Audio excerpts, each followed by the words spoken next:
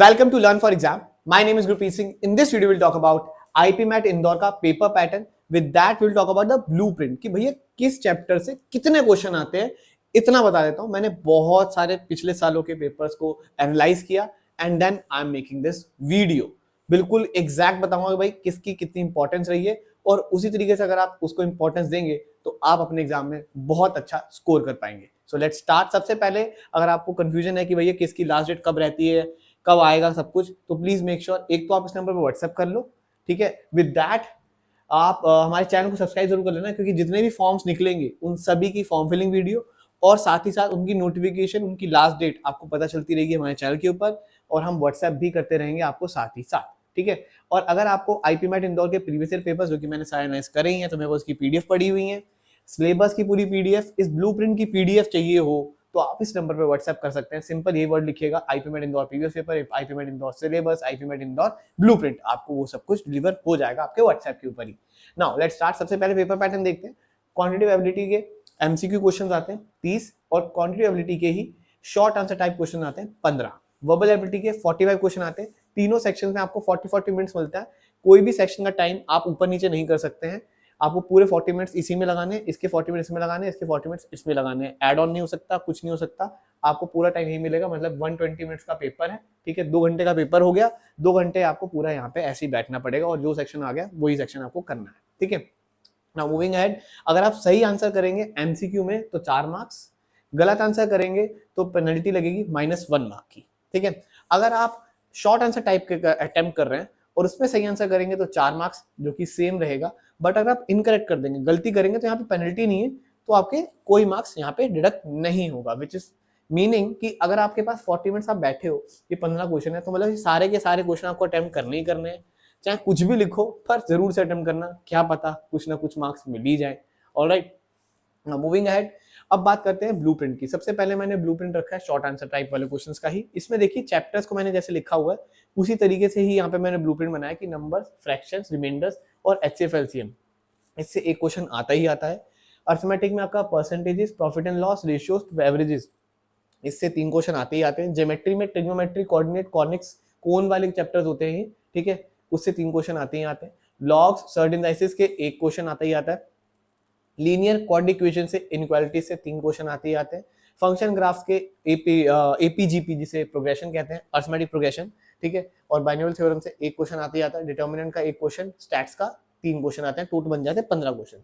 With that अगर हम बात करें जो एमसीक्यू वाला क्वांट का सेक्शन है, एमसीक्यू अंदर भी देखिएगा यहाँ पर जो चैप्टर्स मैंने लिखे हैं वो काफी हद तक सिमिलर रहेंगे. अब उनकी वेटेज काफी एक रैपिडली बढ़ेगी. एलआरडीआई के 5 question, this is a different thing. यहाँ पर वो आपको पढ़नी चाहिए. ठीक है. एलआरडीआई के जो सिंपल वाले एलआर के क्वेश्चन होते हैं और डीआई का सेट होता है वो आप नॉर्मल सॉल्व करेंगे तो आपका निकल जाएगा. वो ज्यादा टफ नहीं होता है. It's very easy to do. ठीक है. नेक्स्ट इज नंबर्स के अंदर फ्रैक्शंस, रिमाइंडर्स, एचसीएफ एलसीएम, वही वाला पिछले वाला ही. अब इसके 1 से 2 क्वेश्चन, मतलब टोटल आप कह सकते हैं पूरे पेपर में आपको दिखेंगे 3 क्वेश्चन एमसीक्यू और शॉर्ट आंसर को मिलाकर. Percentage, profit and loss, ratio, averages को अगर हम मिलाएंगे 2 से 3 क्वेश्चन. यहाँ पे भी 3 क्वेश्चन थे, 3 6 हो जाते हैं. फिर उसके बाद time to distance, time and work पीछे नहीं आता है, इसमें आता है. इसके 1 से 2 क्वेश्चन. पर सबसे इंपॉर्टेंट पार्ट आ जाता है ट्रिग्नोमेट्री और कोऑर्डिनेट ज्योमेट्री और ज्योमेट्री. भाई यहाँ पर आते हैं 6 से 7 क्वेश्चन. पीछे आ रहे थे आपके 3 क्वेश्चन, तो ये होता है 10 क्वेश्चन. तो 10 क्वेश्चन अगर एक चैप्टर से आ रहे हैं तो बॉस आपको वो सेक्शन पढ़ना चाहिए. ज्योमेट्री को अच्छे से पढ़िएगा. अगर आप ये छोड़ेंगे तो आपका तय है आईपीमेट इंदौर में स्कोर नहीं आने वाला है. ठीक है. Then we have logs, indices के भी 2 से 3 question. Linear equation, quadratic equation, equalities के 2 से 3 क्वेश्चन. फंक्शन ग्राफ, प्रोग्रेशन और बाइनोमियल थ्योरम के 2 से 3. सेट थ्योरी, प्रोबेबिलिटी, पीएनसी के 2 से 3 क्वेश्चन. मैट्रिक्स, डिटरमिनेंट्स के 1 क्वेश्चन. तो 30 क्वेश्चंस पूरे हो जाते हैं यहाँ पर इसके साथ. Then we have MCQ of verbal section. Reading comprehension के 12 क्वेश्चन आते हैं स्ट्रेट अवे. ज्यादा टफ नहीं होती है. Is easy to do. मतलब मेरे हिसाब से क्योंकि मैंने क्रैक निकाला हुआ है तो मुझे नहीं पता कि ये कितना ही आपको लगेगा, क्योंकि मैं अभी तो वो वाला बच्चा नहीं बन सकता जो जस्ट आफ्टर 12th आया हो. बट मेरे हिसाब से इज इजी टू डू. अगर आपने थोड़ी भी वर्बल पढ़ी है, बचपन में न्यूज़पेपर रीडिंग करी है या बुक्स पढ़ी हुई हैं, नॉवेल्स पढ़े हुए हैं, तो आपको थोड़ा इजी ही लगने वाला है. फिल इन द ब्लैंक्स, इसके 4 से 5 क्वेश्चन. इडियम एंड फ्रेजेस, इसकी मैंने एक पीडीएफ तैयार कर रहा हूँ. अगर आपको चाहिए होगी तो please let me know, comment section के अंदर बता दीजिएगा।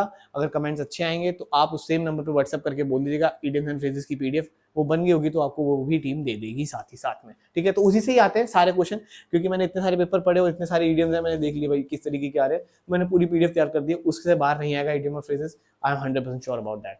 देन पैरा कंप्लीशन 5 से 6 question, correct the underline part 5 से 6 क्वेश्चन।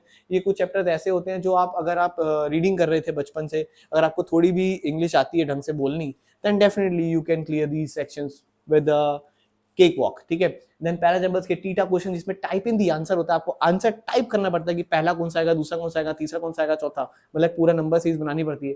देन पैराजम्बल्स के 5 question, then incorrect word usage के 5 क्वेश्चन, और ये बन जाते हैं 45 क्वेश्चंस टोटल।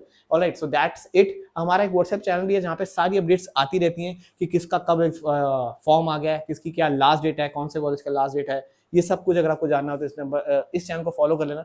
क्यूआर कोड आपको यहाँ पे दिख ही रहा है, नीचे डिस्क्रिप्शन में मैंने लिंक दिया हुआ है। Okay, so that's it. Thank you very much, and don't forget to share this video with all your friends, and don't forget to like this video. Thank you. Bye.